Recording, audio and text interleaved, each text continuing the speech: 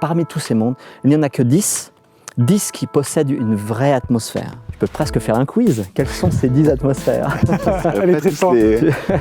Dans les années 70, quand la sonde Mariner 9 est arrivée sur Mars, il y avait une tempête de poussière énorme, globale. Les planétologues de l'époque se sont dit, mais qu'est-ce qui se passe? Ils ont regardé, ils ont vu que la température à la surface devait être beaucoup plus froide. Ils se sont dit, heureusement que ça n'arrive pas sur Terre. Et puis, on était dans les années 70, en pleine guerre froide. Ils se sont dit, en fait, ça peut arriver. Si on envoie des bombes atomiques, on va soulever énormément de poussière sur Terre, de cendres. Ils ont calculé et ils ont développé le concept d'hiver nucléaire qui a joué un rôle majeur à l'époque dans les négociations de désarmement. Qu'est-ce que l'étude du climat de ces planètes du système solaire nous apprend sur le climat de notre planète, la Terre? Plein de choses. François Forget, vous êtes planétologue, directeur de recherche au CNRS. Vous avez travaillé sur de nombreuses missions d'exploration planétaire avec l'ESA, avec la NASA, car vous êtes spécialiste du climat, mais pas simplement spécialiste du climat sur Terre, spécialiste du climat sur les planètes, notamment les planètes du système solaire, parce qu'il y a beaucoup de climats différents dans les planètes qui composent notre système solaire. Des paysages très très variés, des conditions très très variées. Est-ce que vous pouvez commencer par nous expliquer quels sont les paramètres, les grands paramètres qui président au climat d'une planète? Comment on les différencie entre elles? Alors le premier point, évidemment, ça va être la distance au Soleil, tout simplement. Ça, je pense instinctivement, tout le monde le comprend. Hein. C'est comme si vous avez un feu dans une cheminée. Si vous êtes à côté, vous allez avoir chaud. Si vous êtes loin, il fait froid. Et donc, immédiatement, par un petit calcul rapide, on peut estimer qu'il va faire très chaud sur Mercure et beaucoup plus froid sur Pluton. Mais quand je dis plus froid, c'est beaucoup, beaucoup plus froid. Parce que le flux solaire, l'énergie diminue avec la distance au carré. Et pour vous donner des ordres de grandeur, nous sommes à une certaine distance qu'on appelle une unité astronomique, c'est la distance Terre-Soleil. Mercure va être à 1/3 de cette distance-là, donc reçoit 10 fois plus d'énergie solaire. Vraiment, il fait chaud, jusqu'à 400 degrés côté jour. Et puis Pluton va être 30, 50 fois plus loin. Donc on reçoit un millième, même pas un millième de l'énergie que reçoit Donc il va faire là, typiquement, moins 230, 250, 240 degrés Celsius. Donc c'est des froids extrêmes. Ça, c'est le premier élément.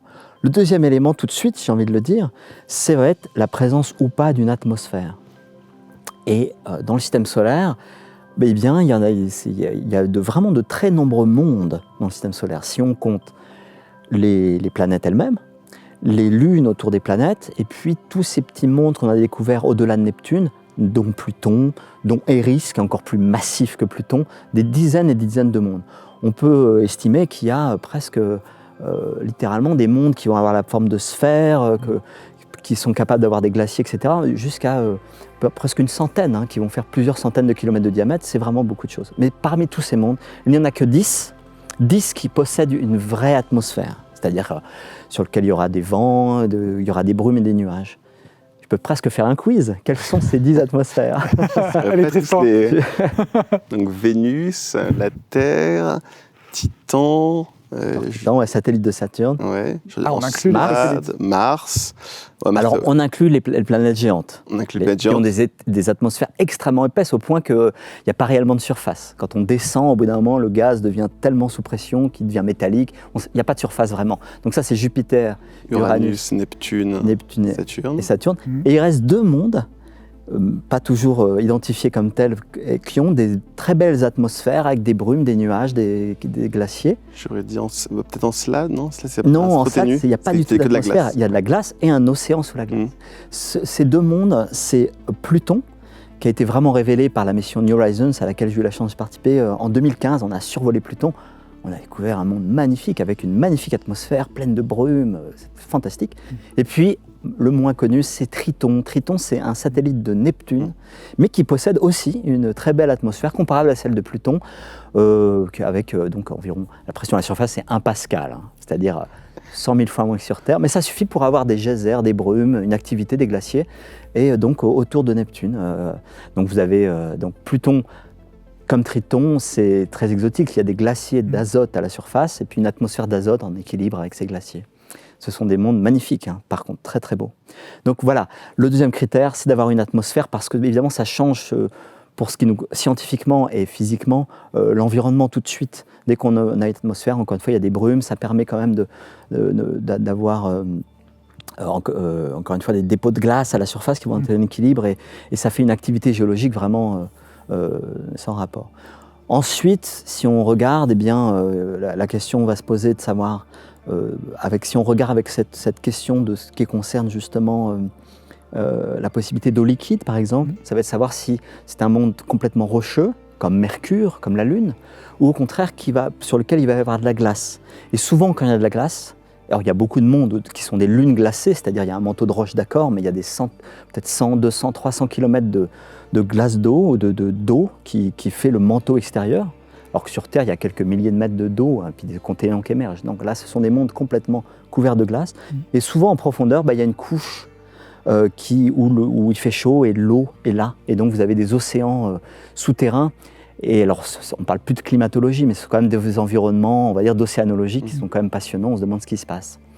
Après, je peux continuer, hein, je pourrais dire que la vitesse de rotation joue un grand rôle dans le climat et la circulation atmosphérique. Si je prends par exemple le cas de Vénus, Vénus tourne sur elle-même extrêmement lentement, en plusieurs centaines de jours. Et ça change complètement la circulation atmosphérique, bon, sachant qu'elle a une très épaisse atmosphère. Mais par ailleurs, la circulation atmosphérique sur les mondes qui tournent lentement est caractérisée par ce qu'on appelle une superrotation, de manière assez systématique. C'est le cas sur Titan aussi. C'est-à-dire que vous avez une planète qui tourne très lentement, mais l'atmosphère, elle, tourne d'un seul bloc à grande vitesse.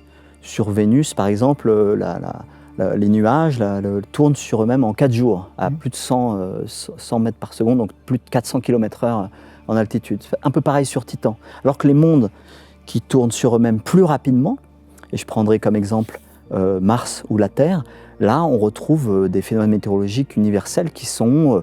Qu'est-ce que vous connaissez sur Terre? On va avoir des dépressions, des anticyclones au moyenne latitude, avec des vents d'ouest, exactement pareil que sur Terre. Sous les tropiques, on va avoir des vents alizés, des vents de mousson, une cellule de Hadley dans notre jargon. On retrouve ça sur toutes les planètes sur lesquelles ça tourne vite. Puis enfin, vous avez les cas un peu plus compliqués, qui sont les planètes géantes, qui tournent très vite sur elles-mêmes. Et finalement, vu leur grande taille, les mêmes mécanismes qui créent les dépressions, les anticyclones, là vont créer des espèces de tourbillons et vont créer plein de jets. Au lieu d'avoir sur Terre, peut-être certains connaissent le jet stream, hein, on entend parler quand on prend l'avion, c'est ces vents d'ouest qui dominent à l'altitude de la France. Là, on va avoir plein de jets qui vont tourner dans un sens, dans l'autre, et avec plein de tourbillons qui font la taille de la Terre parfois, mais quand même, qui rendent la météorologie des planètes géantes d'une complexité effarante qu'on commence juste à aborder scientifiquement, disons, avec des modèles numériques pour essayer de comprendre ce qui se passe. Alors justement, livrons-nous un exercice de comparaison. Est-ce qu'on peut essayer de les caractériser chacune, en commençant par Mercure? Quel est le climat sur Mercure? Est-ce qu'il y a un climat sur Mercure? Alors Mercure, je dois dire, il n'y a pas d'atmosphère du tout. Au premier ordre, si vous n'êtes pas connaisseur, ça ressemble un peu à la Lune. C'est une croûte très ancienne, avec beaucoup de cratères.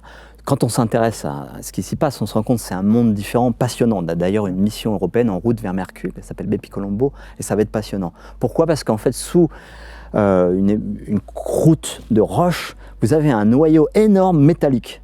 Étonnant. Et ce noyau énorme métallique crée un champ magnétique très puissant. Étonnant. Alors ça fait que toutes les particules qui viennent du Soleil, il leur arrive des trucs assez complexes. Donc l'interaction entre Mercure et le vent solaire, on appelle ça, crée des phénomènes. Sur Terre, ça crée des aurores, par exemple. Voilà, sur Mercure, c'est encore autre chose. Alors, si je vous décris un peu Mercure au niveau climat, ok. Alors Mercure, évidemment, côté jour, à plus elle tourne elle-même très lentement, il va faire très chaud, jusqu'à 400, 450 degrés. Côté nuit, par contre, ça se refroidit. Là, on arrive à des températures froides, négatives, très nettement négatives. En plus, Mercure étant près du Soleil, il lui arrive 2 choses. D'abord, quand on est près de son étoile comme ça, on ressent très fortement les forces de marée. Les forces de marée, on les connaît sur Terre. Les marées, c'est ce qui fait... ça malaxe un peu les océans, ça fait que la mer monte au Mont-Saint-Michel, etc. Sur Mercure, la même chose s'est fait sur la croûte. C'est un peu compliqué physiquement, mais au bout d'un moment, Mercure a eu son axe de rotation complètement redressé. C'est un des effets. Donc, elle tourne exactement perpendiculairement à son orbite. Alors, qu'est-ce que ça veut dire? Ça veut dire que les rayons du Soleil, au niveau des pôles, sont toujours parfaitement rasants. Et comme il y a des cratères, dans les cratères de Mercure, au pôle, on est dans la nuit permanente. Et bizarrement, Mercure, qui est un des endroits les plus chauds du système solaire, au pôle, vous avez parmi les endroits les plus froids du système solaire. Ce qui fait que toute l'eau qui passe dans le coin, les comètes qui s'écrasent, l'eau elle finit là, piégée, et il y a des glaciers. Il y a des glaciers au pôle de Mercure, dans les pôles à l'ombre.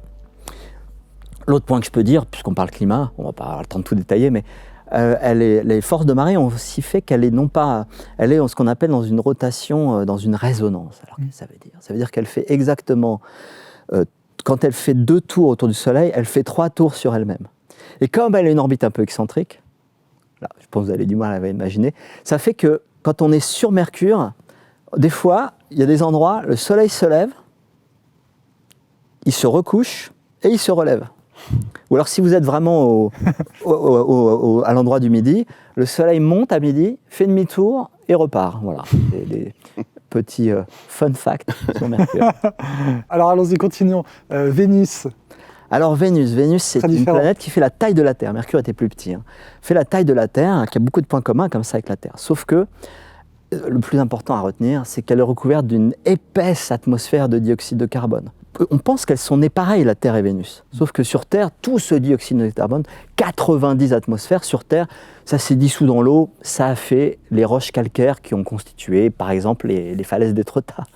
Tandis que sur Vénus, non, tout le CO2 est accumulé sous forme d'atmosphère. Le CO2, c'est un gaz à effet de serre. Alors sur Vénus, ça rigole pas, même si elle est protégée par des nuages extrêmement brillants, qui fait que s'il n'y avait pas d'effet de serre, elle serait plus froide que la Terre, puisque toute l'énergie solaire est réfléchie dans l'espace. L'effet de serre est tel qu'à la surface, il fait 450 degrés selon l'endroit où on est, mais en gros 450 degrés.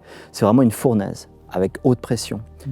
Alors, si vous arrivez sur Vénus, là vous la voyez, vous arrivez avec votre sonde, on va faire ça bientôt. Je travaille sur un projet qui s'appelle Da Vinci, on va retourner sur Vénus, on l'a déjà fait dans le passé, mais là on espère, si le budget de la NASA est préservé, pouvoir y retourner au début des années 2030.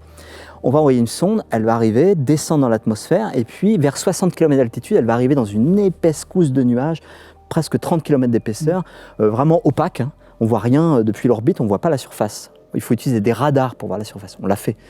Alors on descend dans cette épaisse couche nuageuse, couche pas très sympathique, hein, c'est à peu près un quart ou un tiers d'eau, et le reste c'est de l'acide sulfurique. Donc c'est très agressif. On descend là-dedans, et puis quand on commence à arriver en bas des nuages, la température augmente jusqu'à arriver à la surface. Alors par contre, sous les nuages, l'atmosphère est assez transparente. Faut imaginer. Puis une fois qu'on est à la surface, 450 degrés, on voit pas du tout les étoiles avec tous ces nuages. Et en fait, avec tout ce épaisse atmosphère, on a un phénomène qui va être l'équivalent de quand le soleil se couche sur Terre. Il y a tellement d'atmosphère entre la surface et le soleil, c'est qu'il y a une ambiance un peu orangée, une espèce de coucher de soleil permanent. C'est des calculs qu'on a fait. Les premiers qui ont mesuré ça, c'est les Russes, et dans un article, ils avaient conclu que la lumière sur Vénus a été équivalente à celle d'un jour d'hiver très nuageux à Moscou. Le tout orangé. Ça veut tout dire. Le tout orangé. Tristan Bay, vous êtes journaliste scientifique au Figaro. C'est envisageable, ça, un robot qui soit capable de résister à l'atmosphère de Vénus? C'est quelque chose que... À la surface, non. Aujourd'hui, c'est surtout la température qui est vraiment très problématique. De l'électronique à 450 degrés, c'est extrêmement compliqué. Aujourd'hui, on ne sait pas faire. Donc vraiment... Là, Da Vinci, c'est un projet de sonde, c'est du one-shot, ça envoie des données, elles ne restent pas très longtemps. Pour toutes les sondes, c'est pareil, en fait, on les protège le mieux, on leur met un isolant, une espèce d'édredon autour d'eux, elles descendent, donc l'extérieur de la sonde monte jusqu'à 450 degrés, et puis à l'intérieur, au début il fait 30, puis 40, puis 50, et puis à un moment donné, la température est telle que les batteries fondent, l'électronique fonde, ne fonctionne plus, et ça s'arrête. Donc ça survit quelques dizaines de minutes à la surface, mais pas plus. On ne peut pas faire grand-chose d'autre. Non, l'idée serait d'envoyer des ballons pour rester très en hauteur et pouvoir éventuellement... Il n'y a pas de projet, mais il y a des concepts de ballons métalliques, par exemple. Oui, il y a un chercheur assez légendaire qui s'appelle Jacques Blamont, qui est décédé il y a quelques années, mais il n'y a pas très longtemps, et qui avait initié des gros projets de ballons qui finalement n'ont pas eu lieu, mais avec la France, mais qui finalement quand même se sont déroulés c'est le projet Vega en 1986, qui ont mis 2 ballons dans la couche nuageuse de Vénus, et on les a vus, hein, j'ai évoqué tout à l'heure, il y a une super rotation, donc l'atmosphère tourne sur elle-même en 4 jours, et on voit les nuages qui tournent comme ça. Il n'y a pas eu beaucoup de science qui a été faite avec ça, mais c'était comme une belle réussite sur une inspiration française, mais finalement une réalisation essentiellement soviétique. Alors continuons notre voyage d'exploration des climats du système solaire à la planète Mars. Mars est un petit peu particulier parce que c'est de loin le monde qui ressemble le plus à la Terre. Alors c'est une petite Terre, hein, c'est 2 fois plus petit en diamètre, mais bon, c'est grand quand même. Il y a autant de surface sur Mars que sur tous les continents de la Terre. La durée du jour, c'est 24 heures 40 minutes. L'inclinaison de l'axe de rotation qui régit les saisons, c'est comme sur Terre. Ça ressemble beaucoup, c'est comme un désert, quoi, un désert, petite terre glacée. Et donc, quand on étudie Mars, on apprend beaucoup sur la Terre, c'est un peu comme 2 sœurs. Et c'est le cas aujourd'hui, mais alors c'était encore plus le cas dans la jeunesse des planètes. Toutes les planètes ont 4,5 milliards d'années, et pendant le premier milliard d'années, sur Terre, il y avait des océans, la vie est apparue. Et bien, sur Mars, il y avait aussi de l'eau liquide, des lacs, des rivières, et on se demande si la vie est apparue. Ça lui donne un intérêt fantastique. C'est le seul endroit où vraiment on se dit c'était comme la Terre, quoi. Ce tour d'horizon est passionnant. Revenons maintenant sur Terre. Qu'est-ce que l'étude du climat de ces planètes du système solaire nous apprend sur le climat de notre planète, la Terre? Plein de choses. Donc on fait donc ce qu'on appelle la climatologie, et en l'occurrence de la climatologie comparée. Je vais me répéter peut-être, mais de même qu'en médecine, on apprend en étudiant les autres animaux, eh bien là on apprend plein de choses. Alors le principe c'est le suivant, c'est que quelque part ça nous permet de tester des concepts. Vous imaginez si on n'explorait pas du tout les autres planètes, on serait en train de se dire bon, il y a des ondes baroclines, il y a des vents alizés, mais ce serait très limité. C'est quand même intéressant de les retrouver ailleurs. On généralise les concepts et franchement, on comprend mieux, on digère mieux les concepts. Ensuite, dans bien des cas, il y a des effets qui sont subtils sur Terre, donc qui se mélangent et puis qui dominent ailleurs. Et donc, on va tout d'un coup comprendre que oui, en fait, c'était cette cascade d'énergie qui régit les jets sur... Ok. En fait, c'est ça qui explique tel phénomène subtil sur Terre, mais qui est important pour comprendre le climat. Et puis, ça donne des nouvelles idées. Je peux donner un exemple, enfin j'en ai plein des exemples, mais j'aime bien donner l'exemple suivant, c'est que dans les années 70, quand la sonde Mariner 9 est arrivée, c'est la première sonde qui s'est mise en orbite autour de Mars, elle est arrivée, sur Mars, il y avait une tempête de poussière, énorme, globale, un phénomène météorologique vraiment extraordinaire qui a lieu de temps en temps. Donc on voyait rien à la surface, et là, les planétologues de l'époque se sont dit mais qu'est-ce qui se passe? Ils ont regardé, ils ont vu que la température à la surface devait être beaucoup plus froide. Ils se sont dit, heureusement que ça n'arrive pas sur Terre. Et puis, on était dans les années 70, en pleine guerre froide. Ils se sont dit, en fait, ça peut arriver. Si on envoie des bombes atomiques, on va soulever énormément de poussière sur Terre, de cendres, des incendies, etc. Ils ont calculé et ils ont développé le concept d'hiver nucléaire qui a joué un rôle majeur à l'époque, c'est il y a 50 ans, hein, dans les négociations de désarmement, dans les négociations SALT, etc. L'hiver nucléaire est l'argument, parce que c'est non seulement on fait exploser des cités, mais on fait la fin du monde partout, hein, parce qu'il n'y a plus de végétation. Donc on s'est dit, oula. Et c'est Mars qui a donné l'idée. Un autre exemple, sur Vénus.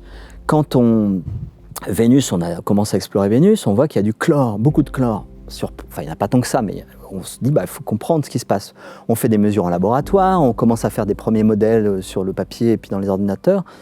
Et on a trouvé ça très exotique. Sur Terre, il n'y avait pas de chlore. Il n'y a pas de chlore dans l'atmosphère. Jusqu'au jour où on a découvert qu'il y avait le trou dans la couche d'ozone. Et là, on s'est dit, qu'est-ce qui se passe, etc. Et les gens se disent, mais ça tombe, il y a un tout petit peu de chlore, les chlorofluorocarbones pourraient jouer un rôle, mais on n'y connaît rien. Ah ben non, sur Vénus, ils ont déjà développé les modèles, ils ont fait toutes les mesures en laboratoire sur la réaction chimique. Hop, on installe ça sur Terre, on comprend l'origine du trou dans la couche d'ozone. Un prix Nobel plus tard et des mesures de l'ONU, il y a le trou de la couche d'ozone est en train de disparaître, à l'origine grâce à Vénus. Mais le vrai gros exemple que j'ai envie de mettre en avant, c'est celui sur lequel nous on travaille, et je pense qu'il est le plus important, en toute modestie, c'est le fait qu'en fait, beaucoup de travaux qu'on fait maintenant sur Terre, toute notre compréhension du changement climatique inexorable, d'abord quand on fait de la planétologie, on se rend bien compte qu'il n'y a pas de débat, hein. Si vous multipliez par 2 ou 3 ou 4 la quantité de CO2 sur Terre, vous pouvez prendre n'importe quel modèle, n'importe quelle planète, ça va changer le climat. Et donc, ça, je tiens à l'affirmer très fort. Et puis surtout, on essaye de comprendre ce qui va se passer, à la fois pour pouvoir mieux le mitiger et se préparer, et à la fois pour peut-être compenser des choses. Ouais, c'est-à-dire qu'on étudie les changements climatiques d'autres planètes et on les applique à la Terre. On fait ça avec des modèles numériques qui sont en fait, on essaie de reproduire tout ce qui se passe dans l'atmosphère de la Terre à base d'équations physiques dans un super ordinateur. Et cette chose-là, ces méthodes-là, on les a depuis longtemps adaptées et testées sur les autres planètes, sur Mars, sur Vénus, sur Pluton, sur Titan, sur les planètes géantes. Et bien en fait, quand on fait ça, tout ce que j'ai raconté tout à l'heure, des effets subtils ailleurs vont apparaître comme évidence sur Terre, ça fonctionne. Quand, c'est déjà il y a quelques années, on a pris le modèle terrestre, qu'on l'a adapté à Mars, ça fonctionnait bien, mais par contre il y avait un problème. On n'avait pas du tout une circulation comme observé, il y avait un problème numérique de stabilité. Donc mon collègue Frédéric Ourdin s'est penché sur les équations, il s'est dit mais là on a trop simplifié les équations dans le modèle terrestre. En fait il ne faut pas négliger ce terme pour conserver le moment cinétique. Je ne vais pas aller dans les détails. Il a dit autant le rajouter sur Terre. On l'a rajouté sur Terre et tout d'un coup, un problème historique du modèle qui était qu'on modélisait, on comprenait mal la mousson indienne, s'est trouvé résolu. Et c'est Mars qui a donné l'idée. Et j'ai plein d'exemples sur la couche limite, sur la turbulence, Il y a pas mal d'exemples ailleurs. Et puis c'est quand même intéressant de voir, quand on teste ces modèles qui sont parfois mis en question, en particulier par les climato-sceptiques, mais quand même, on a envie de faire confiance. Quand on les adapte ailleurs, premièrement, ça marche le plus souvent. Vraiment, ça confirme que l'approche physique qui est utilisée sur Terre est une bonne idée. Puis de temps en temps, il y a des problèmes. Et là, ça nous donne une leçon et qu'on peut appliquer sur la Terre. Et ça, c'est ce qu'on pratique nous. Il se trouve que c'est ce que je fais moi dans mon laboratoire avec notre équipe. Et ça nous oblige au quotidien, dans notre laboratoire, on partage les bureaux et les couloirs avec des gens qui travaillent sur la modélisation du climat terrestre pour le GIEC, etc. Et puis nous, sur le côté, on teste ça sur les autres planètes. Donc on fait au quotidien cette planétologie comparée. C'est pas simplement un beau discours, il y a une petite réalité. Bon, la réalité, c'est que nous, on est aussi motivés par la science des autres planètes, l'exploration. Mais bon, on aime bien cette idée que nos connaissances en climatologie va de la Terre aux autres planètes et des autres planètes vers la Terre. Tristan Rey, le mot de la fin, on s'arrête là. Je trouve que c'est une très belle idée parce que je trouve que ça montre, ça rappelle aux gens peut-être qui ne le savent pas, qui pensent que les climatologues vivent dans un monde clos et qu'ils répondraient à une idéologie, qu'en fait dans la vie réelle ça ne marche pas comme ça. C'est des communautés scientifiques qui se parlent, qui échangent, et la climatologie n'est pas simplement... le réchauffement climatique n'est pas simplement une conclusion à laquelle sont arrivés quelques chercheurs dans leur coin. Elle est partagée maintenant par tout le monde. L'ensemble des géologues, des planétologues, d'autres communautés qui se sont penchées, avec qui ils ont discuté, etc. Tout le monde est d'accord. Il y a des petites incertitudes sur des petits paramètres du modèle. On ne se connaît pas bien le rôle exact des nuages, le rôle de la végétation. Il y a des choses, mais on utilise plein de modèles différents et tout va dans le même sens. Et je pense que c'est important de rappeler que aujourd'hui, c'est quelque chose de bien compris. Merci beaucoup Tristan Rey pour ces explications et pour vos avis toujours éclairés. Vous êtes journaliste scientifique au Figaro, chef de service sciences au Figaro. Et merci à vous François Forget, directeur de recherche au CNRS. Je rappelle la sortie du livre auquel vous avez collaboré, le grand livre de l'exobiologie, c'est chez Belin Éducation. À très vite, à la semaine prochaine pour un prochain numéro de Planétarium.